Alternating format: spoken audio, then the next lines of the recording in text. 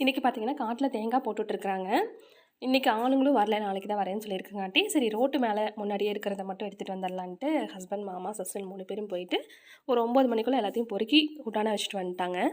அதுக்கப்புறமா வந்துட்டு சாப்பிட்டுட்டு இருக்கிற பால், தயிர், மோர் எல்லாத்தையும் எடுத்து ஃப்ரிட்ஜில் வச்சுட்டு, இல்லைன்னா பார்த்தீங்கன்னா இந்த வெயிலுக்கு வேறு சீக்கிரமாக கெட்டு போயிடுது. எல்லோரும் ஸ்கூட்டி எடுத்துகிட்டு கிளம்பிட்டோம். அங்கே போயிட்டு முன்னாடியே பக்கத்துலேயே வண்டிக்கு பக்கத்துலேயே இருக்கிறத மட்டும் அப்படியே கையிலேயே தூக்கி தூக்கி வண்டியில் வீசிடலாம். மற்றதெல்லாம் கொஞ்சம் தூரமாக இருக்கிறது பார்த்திங்கன்னா இது கரும்பு காடாகவும் போச்சு. அதனால் வண்டியெல்லாம் உள்ளே விட முடியாதுன்ட்டு பெரிய பெரிய கூடையாக எடுத்துகிட்டு போயிட்டு கூடையில் வந்துட்டு எவ்வளோ காய் பிடிக்குதோ அது எல்லாத்தையும் எடுத்து போட்டு தலையில் தான் கொண்டு வந்து வண்டியில் கொட்டினோம். எனக்கு பார்த்திங்கன்னா அந்த கூடை 3 கூடை இருக்குதுன்னா மாற்றி மாற்றி அந்த கூடையில் போட்டுட்டு மாமாவுக்கும் ஹஸ்பண்டுக்கும் வந்துட்டு தலைக்கு தூக்கி விடுற வேலை தான்.